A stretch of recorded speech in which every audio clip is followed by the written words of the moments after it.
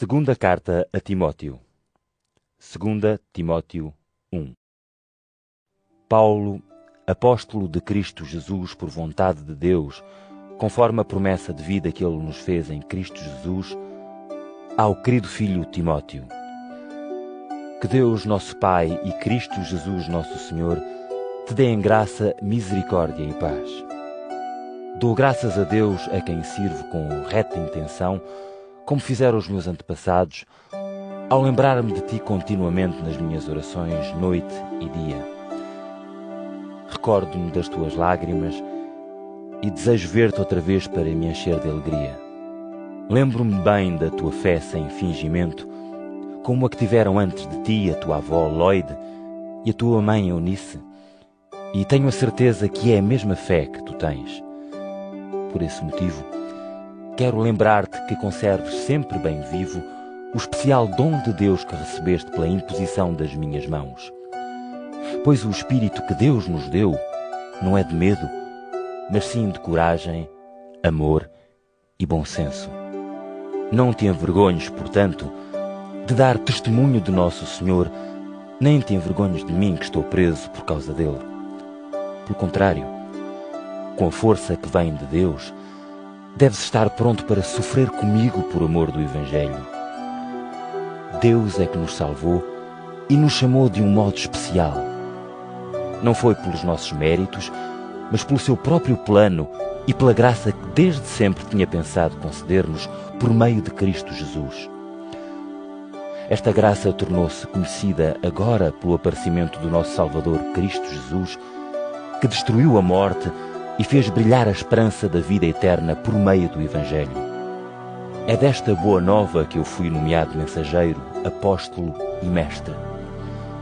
Por esse motivo é que sofro estas coisas. Mas não me envergonho, pois sei em quem pus a minha fé e estou certo de que Ele tem poder para guardar o legado que me foi confiado até ao dia marcado. Toma por modelo a doutrina verdadeira que de mim aprendeste e mantém-te firme na fé e no amor, em união com Cristo Jesus. Pelo Espírito Santo que vive em nós, procura guardar o precioso legado da fé. Já sabes que todos os da Ásia me abandonaram. Entre eles está Fígelo e Hermógenes. Que Deus mostre a sua bondade para com a família de Onesíforo, que muitas vezes me reconfortou e não se envergonhou de mim por eu estar preso.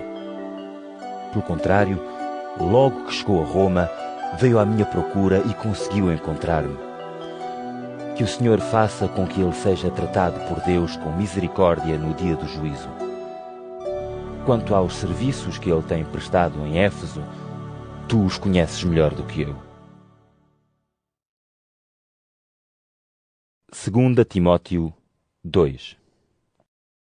Quanto a ti, meu filho, fortalece-te na graça que vem de Cristo Jesus.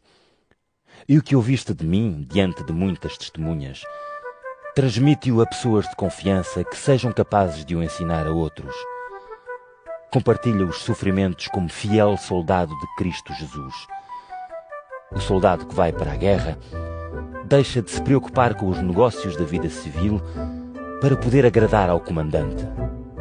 E quem toma parte numa competição desportiva só recebe o prémio se cumprir as regras do jogo. O camponês que trabalha é que deve ser o primeiro a beneficiar do fruto do seu trabalho. Fixa bem o que te digo, pois o Senhor há de ajudar-te a compreender tudo isto. Lembra-te de Jesus Cristo, que ressuscitou dentre os mortos, o qual é da descendência de Davi, segundo o meu Evangelho. É por ele que eu tenho sofrido, até ao ponto de ser preso como um malfeitor. Mas a palavra de Deus não está acorrentada. Por isso eu suporto tudo, pensando nos que foram escolhidos por Deus, para que também eles possam ter a sua parte na salvação em Cristo Jesus, juntamente com a glória eterna. É bem verdade aquilo que se diz: se com Ele morrermos, com Ele viveremos. Se nos mantivermos firmes, reinaremos com Ele. Se o renegarmos, também Ele nos há de renegar. Se nos tornarmos infiéis, Ele continua sempre fiel, pois não pode negar-se a si mesmo. recorda a todos estas coisas, advertindo-os em nome de Deus, para não armarem discussões que não servem para nada, a não ser para perdição dos que as ouvem. Prepara-te para te apresentares diante de Deus de maneira que lhe agrade, como um trabalhador que não tem nada de que se envergonhar e que proclama a palavra da verdade com retidão. Evita os palavreados mundanos que não servem senão para aumentar a descrença. As palavras dos que assim falam alastram como gangrena. Entre esses estão Himeneu e Fileto. Eles afastaram-se da verdade e fazem perder a fé aos outros, dizendo que a ressurreição já aconteceu. Porém, o fundamento estabelecido por Deus está bem firme, e nele está escrito: O Senhor conhece aqueles que lhe pertencem. E ainda: Todo aquele que invoca o nome do Senhor deve afastar-se da injustiça. Numa casa rica, não há só utensílios domésticos de ouro e prata. Há também alguns de madeira e de barro. Uns servem para fins nobres, outros para usos mais correntes. Portanto, quem está limpo dessas coisas é um utensílio nobre, purificado e útil ao dono, e serve para fazer tudo o que é bom. Mas tu, foge das paixões da juventude. Procura a justiça, a fé, o amor e a paz com todos os que invocam o nome do Senhor de coração sincero. Evita as conversas estúpidas e insensatas. Bem sabes que só produzem discórdias, e quem está ao serviço do Senhor não deve andar metido em discórdias, mas deve tratar toda a gente com delicadeza. Deve saber ensinar e ser capaz de suportar o mal. Deve saber corrigir os seus adversários com mansidão, pois talvez Deus os leve a arrependerem-se para reconhecerem a verdade, e assim escapam da armadilha do demónio que os traz amarrados para fazerem o que ele quer. 2 Timóteo 3. Fica sabendo que, quando chegarem os últimos tempos, hão de vir momentos difíceis. Os homens serão egoístas, gananciosos, pretensiosos, orgulhosos, blasfemos, desobedientes aos pais, mal agradecidos e descrentes. Serão gente sem amor nem espírito de colaboração. Serão caluniadores, desonestos, desumanos, inimigos do bem, traidores, insolentes, duros de entendimento e mais amigos dos prazeres do que de Deus. Têm aparências de piedade, mas renegam a sua verdadeira força. Foge também deles. Ao número destes pertencem igualmente os que andam pelas casas e enganam pobres mulheres carregadas de pecados, que se deixam levar por um desejo qualquer. Elas frequentam sempre a instrução religiosa, sem nunca conseguirem chegar ao conhecimento da verdade. Do mesmo modo que Janes e Jambres se levantaram contra Moisés, também estes se levantam contra a verdade. São homens de entendimento corrompido e fracos na fé. Mas não hão de chegar muito longe, pois a sua loucura será desmascarada por todos, como foi a daqueles dois. Tu, porém, seguiste-me no ensino, no comportamento, nas intenções, na fé, na paciência, no amor, na persistência, nas perseguições e nos sofrimentos que tive de passar em Antioquia, em Icônio e em Listra. Quantas perseguições tive de sofrer, mas o Senhor livrou-me de todas elas, e todos os que quiserem viver piedosamente em Cristo Jesus serão perseguidos. Mas os maus e os intrusões serão cada vez piores, enganando os outros e ficando eles mesmos enganados. Tu, porém, mantém-te firme naquilo que aprendeste e aceitaste confiante. Sabes bem de quem o aprendeste e que desde a infância conheces as sagradas Escrituras. Sabes que elas podem dar-te a sabedoria que leva à salvação pela fé em Cristo Jesus. Toda a Escritura é inspirada por Deus e serve para ensinar, convencer, corrigir e educar segundo a vontade de Deus, a fim de que quem serve a Deus seja perfeito e esteja pronto para fazer tudo o que é bom. 2 Timóteo 4.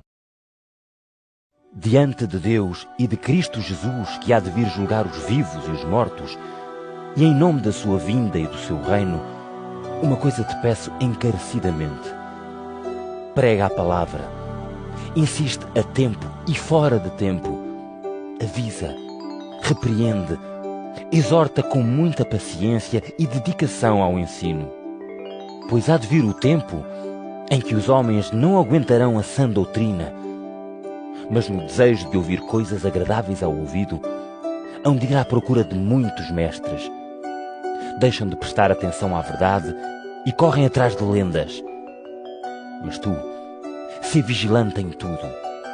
Suporta as dificuldades. Comporta-te como mensageiro do Evangelho e cumpre a tua missão. Quanto a mim, chegou a hora de oferecer a minha vida em sacrifício e o tempo da minha morte aproxima-se. Lutei pela boa causa, percorri o meu caminho e guardei a fé. Só me resta agora receber a merecida recompensa que o Senhor me dará no dia do juízo.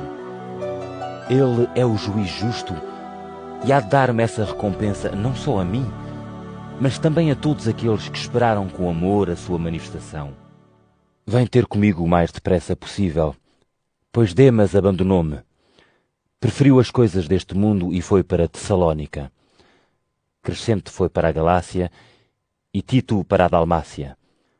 Só Lucas é que ficou comigo. Traz contigo Marcos, que me é muito útil no cumprimento da minha missão. Tíquico mandei-o para Éfeso. Quando vieres, traz-me a capa que deixei em Troade, em casa de Carpo. Traz também os manuscritos, sobretudo os que estão escritos em pele. Alexandre, o latoeiro, fez-me muito mal. Que Deus o trate conforme merece. Tenho cuidado com ele, pois levantou muitas dificuldades à minha pregação. No meu primeiro julgamento, ninguém me defendeu. Todos me abandonaram. Que Deus lhes perdoe.